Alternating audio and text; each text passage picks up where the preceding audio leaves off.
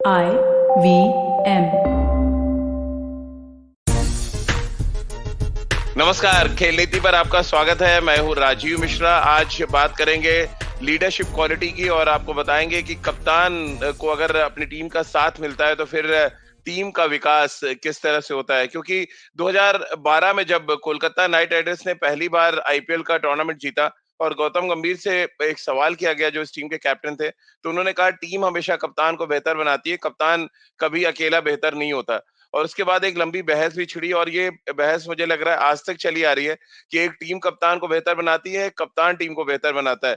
अब इसी मुद्दे पे आज बातचीत भी करेंगे क्योंकि लगातार सीरीज दर सीरीज बायलैटरल सीरीज जीत के रोहित शर्मा सुर्खियों में तो हैं, लेकिन सही मायनों में क्या वो बेहतरीन कप्तान बनने की तरफ अग्रसर हो रहे हैं या अच्छी टीम उनको एक बेहतर कप्तान बना रही है? और सबसे इंपॉर्टेंट मुद्दा कि अभी सेना देशों में वो मैच खेले नहीं है, तो क्या सिर्फ हिंदुस्तान में जिस तरह से वो टीम लीड कर रहे हैं उसको देकर पूरे पॉइंट्स कप्तानी को देने चाहिए? इन सभी मुद्दों पे बहुत डिटेल में बातचीत करेंगे। तमाम व्यूअर्स का भी बहुत बहुत स्वागत है खेल नीति के प्लेटफॉर्म पर।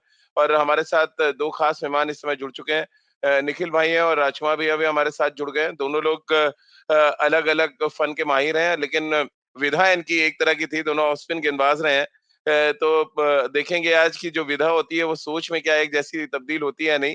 हालांकि राजकुमार सर बाद में कोचिंग करने लगे और निखिल भाई फिर सेलेक्टर और कमेंटेटर बन गए। हालांकि बीच बीच में कोचिंग का भी उनको कभी कभी आता है, कीड़ा जो बोलते हैं। तो उस कीड़ों को हालांकि उन्होंने थोड़ी देर के लिए दूर रखा हुआ है। निखिल भाई गुड मॉर्निंग।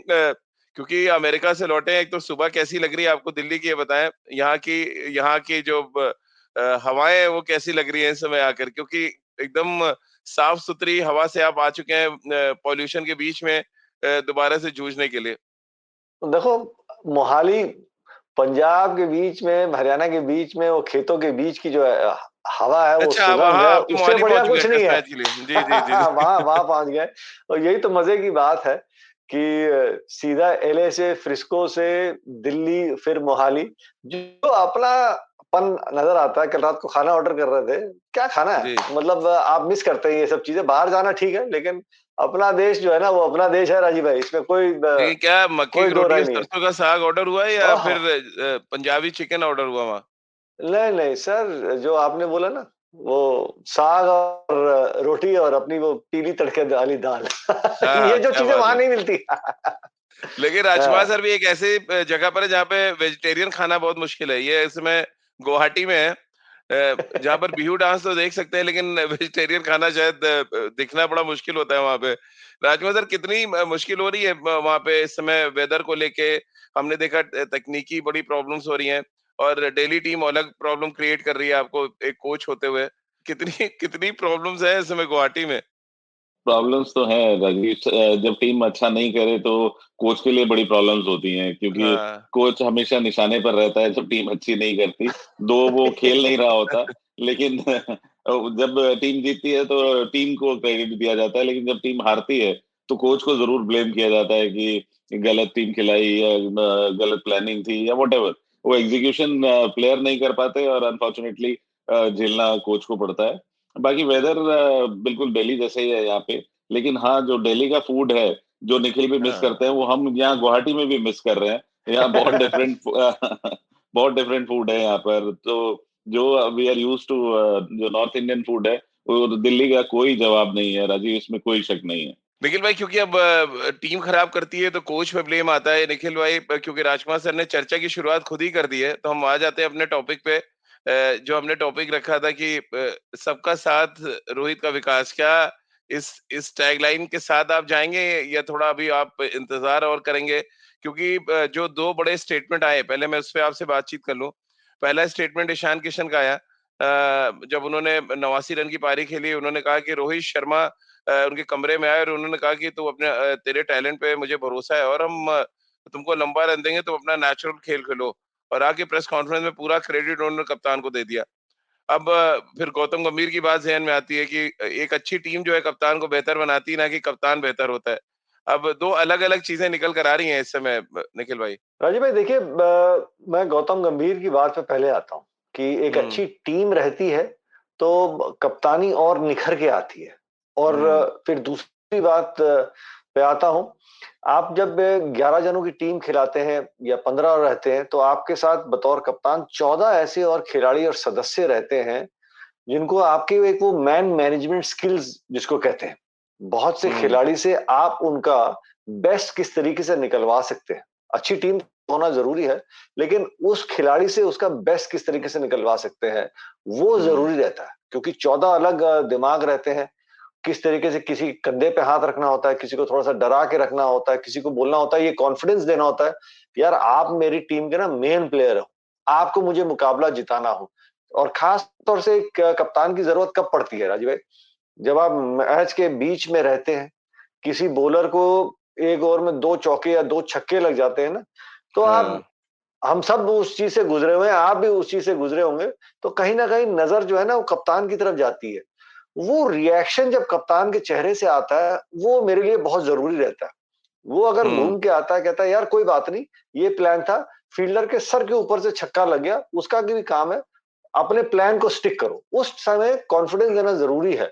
अगर वो जी। हताश हो जाता है, निराश हो जाता है, बॉडी लैंग्वेज जो है वो थोड़ी-सी नेगेटिव हो जाती है, तो बॉलर से आपने अभी 3 ओवर टी20 में और करवाने हैं या 50 ओवर में आपने और उससे गेंदबाजी करानी है, तो उस गेंदबाज का कॉन्फिडेंस गिर जाता है। तो ये हम्म। कला एक कप्तान को बताती है और टीम को किस तरीके से चलाती है। लेकिन जो गौतम ने कहा था वो मैं उससे बहुत सहमत हूँ। अच्छी टीम कप्तान को और बढ़िया बनाती है, इसमें कोई दो राय नहीं है। हम्म।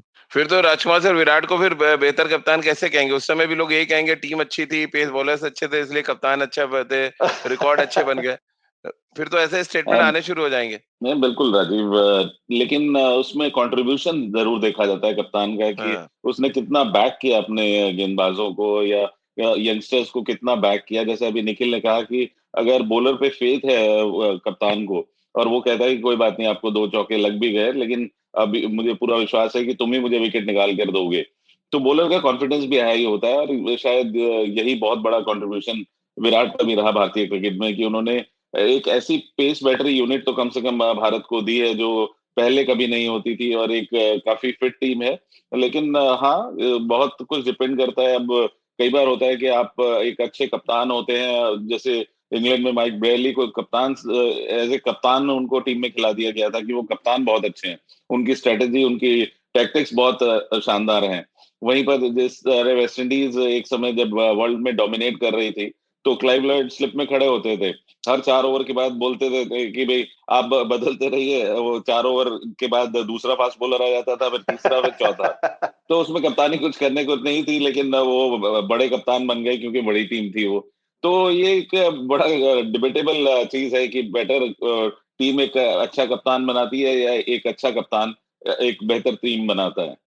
एक एक दौरा था राजीव भाई, आपको भी याद होगा जब ऑस्ट्रेलिया 3 लगातार विश्व कप जीती थी। मुझे वो याद है, स्टीव वॉ की टीम है, आप देखिए ना वो ऑस्ट्रेलिया की टीम, वो कितनी बड़ी टीम थी। आप मतलब उस टीम में किसी को कप्तान ना भी बनाते, उस टीम में हर खिलाड़ी को पता था उनका रोल क्या है, किस तरीके से मुकाबले जीतने हैं। दिक्कतें कहाँ आती है? एक कप्तान का टेस्ट जो रहता है ना, जो असली हम्म। टेस्ट रहता है और एक टीम का जो टेस्ट रहता है, वो जब एक वो ट्रांजिशन फेज होता है, जब सीनियर खिलाड़ी रिटायर होते हैं, एक ही टीम में 3 या 4 नए चेहरे आते हैं। आप वहां हम्म। पे कौन से खिलाड़ी को क्या रोल देंगे, टीम में किस तरीके से उसको चलाने को देखते हैं। असली टेस्ट वहां होता है और जहां मैं मानता जी। हूं कि विराट कोहली ने बढ़िया काम किया है, रोहित भी अच्छा काम करेगा क्योंकि उनके पीछे जो अनुभव है 5 आईपीएल ट्रॉफीज जीतने का, किस तरीके से टीम चलाने का, वो बड़ा हम्म। फ़र्क रहेगा। ये भारतीय क्रिकेट की इस समय की मैं मानता हूँ, बहुत बड़ी खुशकिस्मती है कि जिस तरीके से महेंद्र सिंह धोनी के बाद विराट कोहली ने ड्रेसिंग रूम का एक वो कहते हैं ना रिस्पेक्ट जीता है। वो जी। वो जीतना बहुत ज़रूरी है। उतने समय में आपके पास रोहित तैयार हो गए। अब आपके पास इसके बाद जो रोहित के एरा के बाद देखना है कि कौन से ऐसे खिलाड़ी हैं, जो उभर के आके वो हम्म। ड्रेसिंग रूम का रिस्पेक्ट जीते। केएल राहुल ऐसा नाम आ रहा है, ऋषभ पंत ऐसा नाम आ रहा है आज से 5 साल, 7 साल के बाद। तो भारतीय क्रिकेट की ये खुशकिस्मती है कि आपके पास अपने आप में सीनियर खिलाड़ी जो है ना, वो लाइन में आ रहे हैं। हम्म। बिल्कुल। और हमारे पास कुछ लोग जो है थोड़ा ऑब्जेक्शन कर रहे हैं कि हम रोहित शर्मा पे कल भी शो किया, आज क्या हम उनको बता दें, पीयूष पटेल हैं कह रहे हैं कि आप अपने ना चैनल का नाम बदल के रोहित नीति रख लें। लेकिन शायद पीयूष जी आप लगातार शो नहीं देख रहे हैं, आज का शो बहुत ध्यान से नहीं देख रहे हैं, क्योंकि आज हम कप्तानी पे बात कर रहे हैं, ना कि रोहित शर्मा पे बात कर रहे हैं कि रोहित शर्मा कैसे कैप्टन हो सकते हैं और बाकी के कैप्टनों में क्या खास था। तो पहले जरा शो ध्यान से सुने और उसको समझें, उसके बाद अगर कोई कमेंट करें तो ज़्यादा बेहतर होगा। इसी तरह से और भी पीयू मिस सुनी एक मिस सोनी हमारे और व्यूअर हैं निखिल भाई, उनका भी कहना है कि रोहित पे चर्चा क्यों? भाई जो कप्तान है, लीडर है, रोज मोदी जी पे चर्चा क्यों होती है? अगर कोई हमें बता दे तो मैं थोड़ा समझना चाहूँगा। हर दिन मोदी जी चर्चा में होते हैं। क्यों होते हैं? क्योंकि वो लीडर हैं देश के। तो अगर टीम के कप्तान हैं और जो कुछ अच्छा या बुरा कर रहे हैं या टॉपिक है तो हम उस पे ही बात करेंगे। आप निखिल भाई इस पे नहीं, आप ऐड ऑन कर सकते हैं। मैं ज़रूर इसमें ऐड ऑन करना चाहूँगा 2 चीज़ें। देखिए, एक तो इस साल टी20 का विश्व कप है, 50 ओवर का विश्व कप जो है वो जी, अगले साल है। रोहित शर्मा अभी तीनों फॉर्मेट के हाल ही में सारे फॉर्मेट के कप्तान बने, एग्ज़ैक्टली। टीम अच्छा कर रही है, उसी के बारे में चर्चा कर रहे हैं और दूसरी चीज़ ये यार आपका परिवार, आपका चैनल खेल नीति पे जो हम चर्चा करते हैं, आप अपनी राय भी तो भेजिए कि कौन से दिन आप किस टॉपिक पे चर्चा चाहते हैं। हम आपकी हाँ। आवाज़ के आपके हिसाब से वो टॉपिक ज़रूर लेके आएँगे। तो पीयूष जी, गुरुजी नाराज़ ना होइए, ये सिर्फ़ मतलब एक अपना परिवार है, आप भेजिए ना कि आज किस पे बात करनी है या अगले बुधवार टेस्ट मैच से पहले किससे बात करेंगे। विराट कोहली का 100वां टेस्ट मैच है तो सिर्फ विराट कोहली के बारे नहीं, हमने में कल बात करेंगे, विराट पे भी बहुत बड़ी बात की है। उपलब्धि है। कल राजकुमार सर थे, जी। हमने बात की कि मोहाली टेस्ट मैच में दर्शक क्यों नहीं जा रहे। बट इस समय हुँ। क्योंकि विराट बहुत कंट्रोवर्सी में कप्तानी से हटाया गया और रोहित शर्मा को ऐसा लग रहा था कप्तान बनाने के लिए सारी चीजें चल रही है। इसलिए मैं बार-बार बात कर रहा हूँ कि जब टीम अच्छी होती है, आप कप्तान किसी को भी बना दें, टीम अच्छा करती है। जब और कप्तान बहुत बेहतर हो, आपके पास रिसोर्सेज़ ही नहीं है, तो आप करेंगे क्या उसमें? अगर विराट हारे हैं वहाँ पे टेस्ट मैचेस, तो आप देखें सेकंड इनिंग्स में हमने कैसी गेंदबाजी की। ऐसा लग रहा था बहुत थक गए हैं गेंदबाज, वही गेंदबाज जो हुँ। मैच जिता रहे थे। देन तो प्रॉब्लम क्रिएट होनी है निखिल भाई, और ये सवाल तब आएगा कि अब रोहित को हमने बहुत पारस पत्थर और तमाम चीज़ें से नवाज़ दिया है, बट जो काम अब जाके जब तक बाहर नहीं करेंगे तब तक कैसे पता चलेगा? और आपको तो अभी तो आप श्रीलंका हरा दें, वेस्ट इंडीज़ हरा दें, न्यूज़ीलैंड हरा दें अपने देश में, बाहर तो जाएँ ज़रा, फिर तो समझ में आएगा कि हम सब इंतज़ार कर रहे हैं अभी आईपीएल का ही ले लें चलिए। हम देखते हैं मुंबई इंडियंस आईपीएल में क्या कुछ करती है, उनकी अगुवाई में। नई टीम है, नई ट्रांज़िशन फ़ेज़ में टीम जारी है, तो असली परीक्षा तभी रहती है और जी, मुझे पूरी उम्मीद है जिस तरीके से जो एनसीए का सेटअप है, बीसीसीआई का सेटअप है, जिस तरीके से भारतीय क्रिकेट की नर्सरी है, अच्छा प्रदर्शन कर रही है, आने वाले समय पे बाहर भी जाके वो अच्छा प्रदर्शन करेंगे क्योंकि एक चीज़ जी। और जो भारतीय टीम के साथ जुड़ी है पिछले कुछ सालों में, वो है फ़िटनेस का दौर। भारतीय टीम के सभी खिलाड़ी जो है ना, एक मापदंड सेट किया है कि आपको फिट होना ज़रूरी है और यही चीज़ डोमेस्टिक क्रिकेट में भी हाँ, लागू हो रही है और हमारे साथ राजू भाई हैं, दिल्ली की टीम को देख लीजिए कितनी फिट है। बिल्कुल, बिल्कुल। नहीं और ये बहुत अच्छे नॉर्म्स बना दिए गए हैं कि अगर आप फिट नहीं हैं, अगर आप यो-यो टेस्ट इतने मार्क पे नहीं क्लियर करते हैं, तो आपको टीम में नहीं सेलेक्ट किया जाएगा और उस वजह से कुछ प्लेयर्स जो अच्छे प्लेयर हैं, उन्हें भी साइडलाइन करना पड़ा है और वो एक एग्जाम्पल है बाकी यंगस्टर्स के लिए कि आपको फिटनेस ज़रूर मेंटेन करनी होगी। हुँ। तो एक बहुत अच्छा कल्चर डेवलप हुआ है ये देश में और स्पेशली क्रिकेट टीम में। बिल्कुल। और यो-यो टेस्ट अब क्या आगे जारी रहेगा निखिल भाई? क्या कप्तान रोहित इस प्रथा को आगे ले जाएँगे? क्योंकि विराट ने तो बड़ा क्लियर कट किया था, अगर आप टेस्ट पास नहीं करते तो आप बाहर होंगे, आप कितना ही बड़े प्लेयर हो। तो आपको याद होगा कंट्रोवर्सी जब आईपीएल के बाद रोहित शर्मा ऑस्ट्रेलिया नहीं गए थे बिकॉज़ ऑफ कि वो उनसे यो-यो टेस्ट देने को कहा गया। अब क्या वो खुद यो-यो टेस्ट लागू कर पाएँगे? एक फिट टीम तैयार कर पाएँगे? जीतना अलग बात है, फिट टीम क्या तैयार रख कर पाएँगे? राजीव भाई मेरे ख्याल में जो चीज़ ऑलरेडी शुरू हुई है और उसके रिजल्ट्स अच्छे आए, हुँ, तो मैं समझता हूँ कि रोहित उस चीज़ को छोड़ेंगे नहीं, क्योंकि वो भी समझते हैं आप देखिए भारतीय क्रिकेट या जितने भी खिलाड़ी हैं, जो आपकी हुँ, क्रीम है, वो सारा साल खेलते हैं और तीनों फॉर्मेट खेलते हैं, फिर आप आईपीएल खेलते हैं, इस साल आपका विश्व कप भी है। अगर आप अपने शरीर को फिट नहीं रखेंगे, तो आप उस किस्म का परफॉर्मेंस नहीं दे पाएँगे। वो हुँ। मतलब शरीर थका हुआ होता है और दूसरी साथ में अपने आप को फिट रखना और ज़रूरी क्यों हो जाता है? क्योंकि पिछले डेढ़ 2 साल में भारतीय क्रिकेट ने जो अच्छा प्रदर्शन किया, मैं मानता हूँ बबल में रहने के बाद भी कि इतनी वो फिटनेस करते रहें। आप फिटनेस करते रहेंगे, आप अपने शरीर का ख़्याल रखेंगे तो अपने आप वो मेंटल हेल्थ भी आपकी हमेशा बढ़िया रहती है। तो ज़रूरी है जी, कि यही चीज़ वो बरकरार रखेंगे और मेरे को कोई दो राय नहीं है और हमेशा मैं मानता हूं कि जो काम विराट कोहली ने किया था उसमें किस तरीके से और सुधार हो सकता है ये बीसीसीआई देखेगी और रोहित भी देखेंगे, क्योंकि अब कमान उनके हाथ में, किस तरीके से वो जी। टीम को चलाने को देख रहे हैं। इसीलिए आपने देखा रविंद्र जडेजा भी बीच में आके बैटिंग करने लग गए कि कहाँ पे कौन से खिलाड़ी को वो अलग तरीके से अलग रोल में वो ढालने को देख रहा है। यही तो मजा है। हम्म। ये जो सौरव गांगुली ने किया था, महेंद्र सिंह धोनी ने किया, विराट कोहली ने किया, अब रोहित शर्मा कर रहे हैं। तो अब उनके हाथ में कमान है, वो अपने हिसाब से टीम चलाएंगे। चलिए, एक छोटा सा ब्रेक यहाँ पर लेते हैं। ब्रेक के बाद वापस आएंगे तो और भी तमाम सवाल है जिनके जवाब लेंगे, और खास तौर से रविंद्र जडेजा के बारे में जो एक अलग तरीके की सोच रोहित रखते हैं, उनका इस्तेमाल अलग तरीके से वो करना चाहते हैं, वो कितना सही है, इस पे आगे बातचीत करेंगे। एक छोटा सा ब्रेक ले रहे हैं, तुरंत हाजिर होते हैं। If you love cricket, listen up. The Edges and Sledges Cricket Podcast is here for you. Hosted by DJ, Varun, and me, Ashwin, we bring a fun, fresh fan's point of view to talking all things cricket. Sometimes it's just the three of us, sometimes we have guests, including current and former international cricketers. For new episodes every week, check out the Edges and Sledges Cricket Podcast on the IVM app, website, or wherever you get your podcasts. Break के बाद एक बार फिर आपका स्वागत है। निखिल भाई और राजकुमार sir के साथ आप देख रहे हैं और सुन रहे हैं खेल नीति।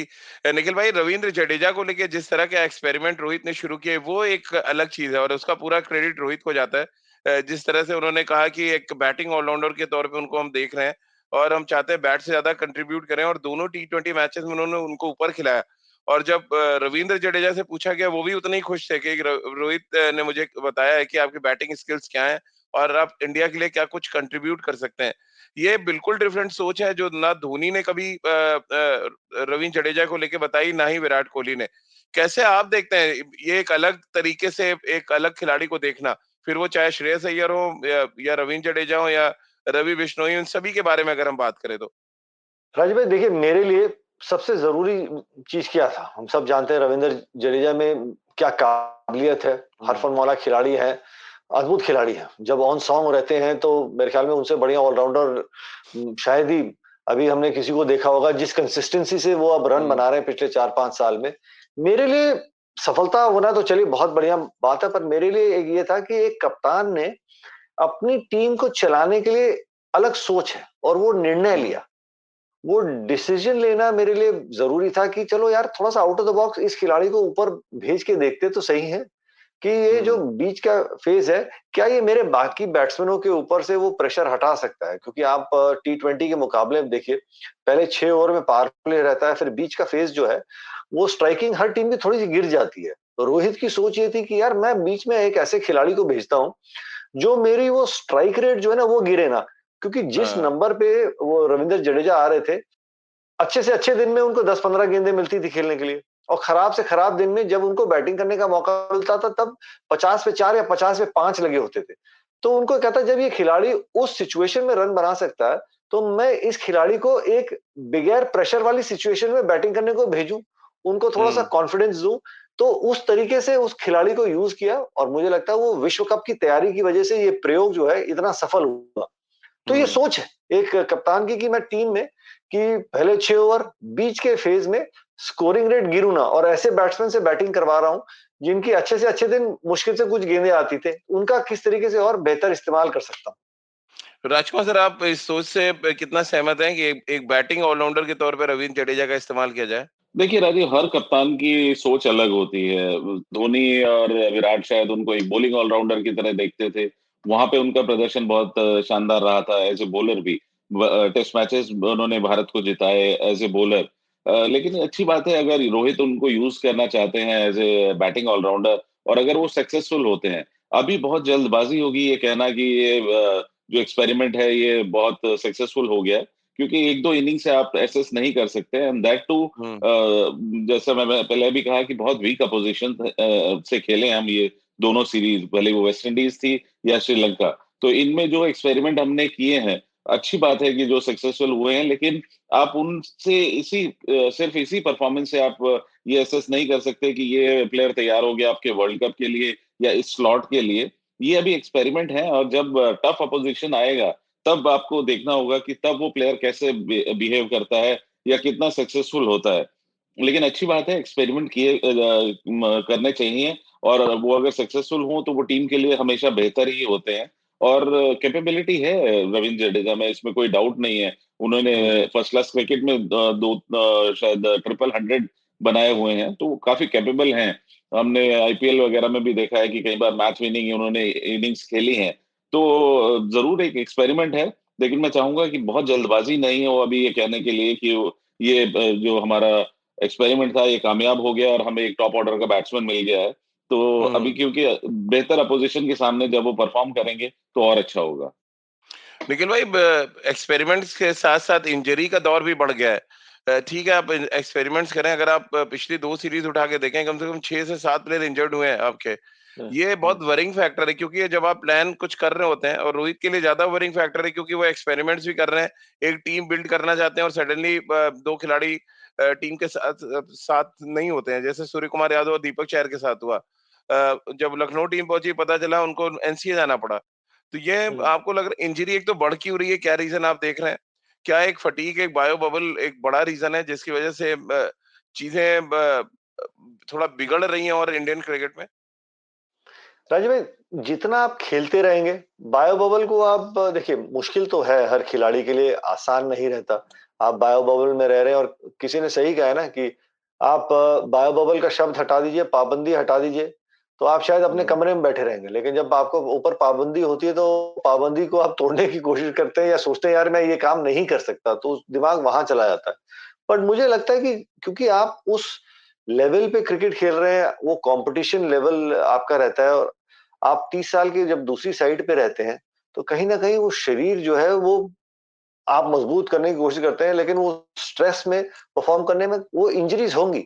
ये एक हम्म। खिलाड़ी के लिए वो एक पार्ट एंड पार्सल है, क्योंकि नंबर ऑफ मैचेस जो है आपके साल के बढ़ गए हैं, और आपको अगर वो तीनों फॉर्मेट में खेलना है, अपने शरीर का हम्म। ध्यान रखना है, और बहुत जरूरी है कि आप अपनी मेंटल हेल्थ को भी अच्छे रखें, क्योंकि आसान नहीं होता कि आप सूटकेस में पूरी अपनी जिंदगी बिता रहे हैं, एक शहर से दूसरे शहर, एक देश से दूसरे देश, और आप हर मुकाबले में परफॉर्म करने को सोच रहे हैं, वो एक अलग लेवल का आपका वो जी। प्रेशर रहता है। तो ये इंजरीज होती रहेंगी। पर मेरे लिए दूसरी सोच है कि अगर एक खिलाड़ी को चोट लग रही है, तो मेरे जो टीम का बेंच स्ट्रेंथ है या नर्सरी है, वो भी तो चेक हो रही है।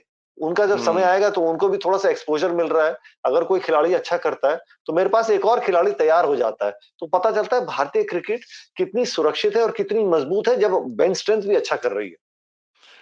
हर्ष जैन का एक सवाल है राजकुमार सर आपके लिए, कि वर्ल्ड क्रिकेट में या इंटरनेशनल क्रिकेट में भी इंजरीज बहुत ज्यादा बढ़ गई हैं, क्या रीजन आप देख रहे हैं?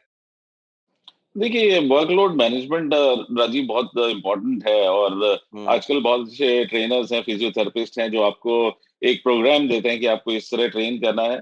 लेकिन कहीं ना कहीं बायो बबल एक बहुत बड़ी परेशानी है, और ये कई बार डिप्रेसिंग भी है। आप फ्रेश एयर के लिए तरस जाते हैं, उसमें आप अपनी फिटनेस करना चाहते हैं, आप रनिंग करना चाहते हैं, लेकिन आप नहीं कर सकते हैं। आपको खाली जिम यूज करना है, और वो भी एक पर्टिकुलर टाइम पर। तो ये सब चीजें बहुत दिक्कतें पेश कर रही हैं। और साथ साथ नंबर ऑफ मैचेस भी देखिए बढ़ ही गए हैं, और हम्म। इंटरनेशनल क्रिकेट बहुत कॉम्पिटिटिव होता है उसमें। आप पीछे मुड़कर देखते हैं कि मेरे पीछे 2 प्लेयर खड़े हुए हैं, तो आप अपना 100% भी देते हैं, क्योंकि हम्म। इतना कॉम्पिटिटिव हो गया है भारतीय उस क्रिकेट में भी, कि हर एक प्लेयर के पीछे अगर आप देखें 2 सब्स्टिट्यूट बिल्कुल तैयार हैं। तो सभी प्लेयर जानते हैं कि हमें अपना बेस्ट देना है, और उसी बेस्ट देते हुए कई बार इंजरीज होती हैं, और वो होती रहेंगी। लेकिन हाँ, वर्कलोड मैनेजमेंट करना बहुत जरूरी है, और इसीलिए मेरा मानना है कि थोड़ा रोटेशन पॉलिसी भी बहुत जरूरी है, अगर हम्म। प्लेयर को प्रोलॉन्ग करना है इंडियन क्रिकेट में। इसी से जुड़ा हुआ मिस सोनी का भी एक सवाल है निखिल भाई। एक तो आप दिखा रहे हैं बार बार कि क्या कुछ रूल्स होते हैं जब आप बायो बबल के। बबल में होते हैं। दूसरा, वरुण चक्रवर्ती को लेके सवाल है मीत सोनी का। उनका ये कहना है कि पिछले 4 महीने से वरुण चक्रवर्ती इंजर्ड है। ये वही गेंदबाज है जो वर्ल्ड कप में आपके ट्रम्प कार्ड माने जा रहे थे। जी, अब उनकी देखिए, वही इंजरी किस चीज की है। बगैर वरुण का अनादर किए हुए, मुझे पता नहीं कि उनकी इंजरी किस किस्म की है, और कितनी गंभीर चोट है। लेकिन उसकी हम्म। उनकी आप उम्र देखिए, लेकिन उस खिलाड़ी की आप उपलब्धि भी देखिए, कि आर्किटेक्ट हैं, नौकरी कर रहे थे, उसके बाद जिस तरीके से वो टीएनपीएल खेले, उसके बाद आईपीएल आई खेले, और फिर अपने देश को रिप्रेजेंट कर रहे हैं। तो उस समय की फिटनेस, और फिर एकदम से कंपैरेटिव स्पिरिट में आके परफॉर्म करना। अगर आपको याद हो राजीव भाई, तो शुरुआत में उन्होंने शायद एक सीरीज मिस भी की थी क्योंकि योयो हाँ, टेस्ट पास नहीं हुआ था। फेल कर गए थे जी। करेक्ट। तो फिर होता क्या है कि आप पिछले 10 साल का वर्कलोड जो है ना, एक साल के अंदर करने की कोशिश करते हैं फिट करने के लिए, तो वो शरीर जो है वो थोड़ा सा रिटेलिएट करके अनकस्टम यूज की तरह हो जाता है। इसीलिए बीसीसीआई ने क्या किया है, और राजू भैया से बेहतर कौन समझाएगा, कि 16 साल, 19 साल, 23 साल रणजी ट्रॉफी, हर जगह का आपका फिटनेस का वो पैमाना सेट कर दिया है कि जैसे हम्म। जैसे आप बेहतर क्रिकेट खेलते जाएंगे, आपके शरीर को वो परेशानी नहीं होगी, आपकी इंजरीज कम हो जाएंगी। दुनिया में कोई ऐसा स्पोर्ट नहीं है, कोई ऐसा खिलाड़ी नहीं है जो अपने लाइफ टाइम में, अपने करियर में कभी इंजर्ड ना हुआ हो। बिल्कुल, और कसार साहब का बड़ा इंपॉर्टेंट सवाल है राजकुमार सर, कि रोहित शर्मा क्या 5 बॉलर थ्योरी जो है उसको आगे लेके जाएंगे, आपको लग रहा है, खास तौर से टेस्ट क्रिकेट में? मैंने कहा है राजीव हमेशा कि हर कप्तान की सोच डिफरेंट होती है। महेंद्र सिंह धोनी हमेशा 4 बॉलर्स के साथ खेलते थे। हाँ, विराट कोहली ने दादा उसको भी चेंज दादा किया। भी दादा भी 4 के हाँ। साथ ही खेलते थे। विराट ने 5 बॉलर्स के साथ चांस लिया। जिम्मेदारी बढ़ी बल्लेबाजों की भी, जो 6 बल्लेबाज खेल रहे थे। तो वहां पर उन्होंने अपने को भी आगे रखा कि मेरी भी रिस्पॉन्सिबिलिटी है। तो अब ये डिपेंड करेगा कि रोहित क्या चाहते हैं। इनिशियली होता है कि यार मैं पहला टेस्ट अगर सेना कंट्रीज में खेल रहा हूँ तो शायद 4 बॉलर से खेलूं, पहले मैच में सेटल हो जाए मेरे बॉलर्स या मेरी बैटिंग ठीक हो जाए, तो अगले मैच में मैं अटैक करूंगा 5 बॉलर्स के साथ। तो एक ये सोच होती है। विराट कोहली की सोच बहुत एग्रेसिव थी। वो माइंड नहीं करते थे कि अगर जीतने जाते हुए अगर वो हार भी जाए तो उनके लिए वो इतना वो खराब नहीं था। लेकिन अब रोहित की सोच क्या है? क्या वो ऑल आउट जाते हैं जीतने के लिए, या वो सोचते हैं कि पहले मैं हारूं नहीं? तो ये दोनों चीजों में डिफरेंस है कि सोच ये होती है कि मैं अगर जीतने के लिए जा रहा हूँ, हार भी गए तो कोई बात नहीं, हम जाएंगे उसके लिए। जैसे कि विराट ने अपने पहले ही टेस्ट में वो दिखाया था जब वो कप्तान बने थे कि वो इतना बड़ा स्कोर चेज करने के लिए गए जो कि कभी भारत सोच भी नहीं सकता था। तो ये एक सोच है। अभी आने वाले दिनों में पता लगेगा जब विराट ये रोहित कप्तानी करेंगे टेस्ट मैच क्रिकेट में और अच्छे पोजीशन के सामने, कि क्या उनकी सोच रहती है। तो ये अभी मुझे लगता है कि वेट एंड वॉच है। और निखिल भाई, अजय आपको मुझे कैसा लगता लग है रहा है 5 बॉलर थ्योरी? आपने जितनी कप्तानी ऑब्जर्व की है रोहित की, क्या वो एग्रेसिव रहेंगे? क्या वो 5 बॉलर थ्योरी पे जाएंगे, आपको लग रहा है? अग्रेसिव रहेंगे राजीव भाई। बहुत जरूरी रहता है, जो मेरा मानना है, वो 5 बॉलर की थ्योरी जो है, आप जब विदेश में जाते हैं ना, आपको 300 रन बोर्ड पे, 350 रन बोर्ड पे लगाने जरूरी हैं। और अब आपके हाँ। आप पास मध्य क्रम में 2 नए चेहरे हैं। जो 3 नंबर पे अगर श्रेयस अय्यर आते हैं और हनुमा विहारी खेलते हैं, आपके हम्म। पास 5 बॉलर की थ्योरी आप तब जा सकते थे क्योंकि आपके पास एक मजबूत मध्य क्रम था, आपके पास वो एक्सपीरियंस बल्लेबाज थे, आपके पास अजिंक्य रहाणे अपने टॉप पे थे, जो विदेश में उनकी औसत जो है भारत के कंपैरिजन में और बेहतर हो जाती है। हम्म। चेतेश्वर पुजारा 3 नंबर पे आके रॉक सॉलिड थे, वो बढ़िया प्रदर्शन कर रहे थे। अब भारतीय टीम जो मध्य क्रम है, टेस्ट मैचेस में एक नए ट्रांजिशन फेज के तहत चल रही है। तो मुझे लगता है कि शायद शुरुआत में कुछ मुकाबले आप कौन सी टीम के खिलाफ खेल रहे हैं, क्योंकि मध्य क्रम में आपके पास 2 नए चेहरे हैं, तो शायद आप कहेंगे कि यार 350 रन बोर्ड पे लगाना जरूरी है। और मेरे जो फास्ट बॉलर हैं, उनमें इतनी काबिलियत है कि वो 20 जी। विकेटें मुझे निकाल के दे सकते हैं। 3 फास्ट बॉलर, एक आपके पास क्वालिटी अगर स्पिनर है, तो वो 4 गेंदबाज आप रोटेट कर सकते हैं। हाँ, जिस तरीके से पिछले दौर में जब आपके पास 5 गेंदबाज थे तो जिम्मेदारी बैट्समैन की बढ़ गई थी। अब आप हम्म। टीम फेज चेंज हो रही है तो जिम्मेदारी और जो वर्कलोड है वो फास्ट बॉलर के ऊपर बढ़ जाएगी। वो टीम को उस तरीके से चलाना जो है ना, ये मजा आएगा इसको देखने के लिए आने वाले समय में, ये मेरा मानना है। निखिल भाई, 2 सवाल फटाफट ले लेते हैं। कमल चंद जी का एक सवाल है कि रोहित शर्मा बैटिंग में फेल हुए, क्या रीजन आप देख रहे हैं? क्या कप्तानी इफेक्ट है? दूसरा, कसाट साहब ने इसी से रिलेटेड एक सवाल पूछा है कि एमएस धोनी के बाद क्या बेस्ट मैन मैनेजमेंट वाले कैप्टन है रोहित शर्मा? देखिए, अभी बहुत समय है, क्योंकि अभी हम्म। हाल ही में आए हैं, लेकिन जिस तरीके से उन्होंने आईपीएल में प्रदर्शन किया है और अभी आने वाले मैचेस में वो कहेंगे 2-2 टेस्ट मैचेस, सॉरी, के बाद आपके पास 2-2 विश्व कप है, फिर वर्ल्ड टेस्ट चैंपियनशिप है।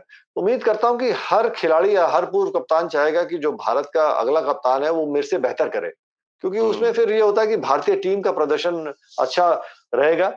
वो कंपेयर करना मेरे लिए थोड़ा सा जल्दी है। और रही बात हम्म। की उनके फॉर्म को लेके, देखिए, उतार चढ़ाव फॉर्म में आता रहता है।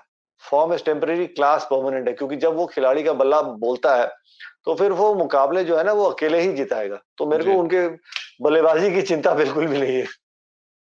राजकुमार सर, चलते थे एक सवाल रणजी ट्रॉफी पे ले लेते हैं। करुण नायर को लेके एक सवाल है अमित सोनी का, उनका पूछना है कि करुण नायर की बैटिंग के बारे में आप क्या कहेंगे? वो तो फॉर्म भी दिखा रहे हैं और क्लास था उनके पास, तभी उन्होंने ट्रिपल सेंचुरी लगाई, 152 और 72 रन बनाए उन्होंने। बिल्कुल राजीव, वो एक स्ट्रॉन्ग कंटेंडर हैं अब भारतीय टीम के लिए, स्पेशली टेस्ट क्रिकेट में, और शानदार उनका प्रदर्शन रहा था पहले भी। अनफॉर्चुनेटली एक और टेस्ट खेलने के बाद वो ड्रॉप हो गए, और हमारा मिडिल ऑर्डर काफी स्ट्रॉन्ग अच्छा खेलता रहा, जिसमें पुजारा, रहाणे, विराट सबने अच्छा किया। तो अनफॉर्चुनेटली उनको चांस नहीं मिला था, लेकिन अब जैसे यंगस्टर्स को ट्राई किया जा रहा है, तो मुझे पूरी आशा है कि करुण नायर को भी जरूर मौका मिलेगा, और मिलना भी चाहिए, क्योंकि उनका प्रदर्शन रणजी ट्रॉफी में बहुत शानदार रह रहा है।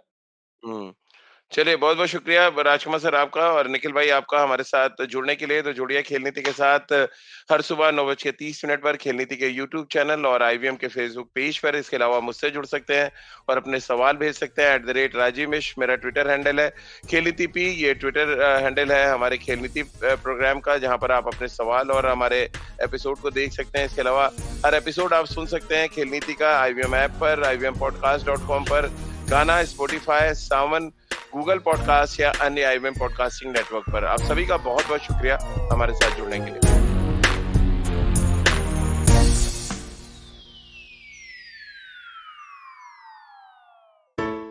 Hello.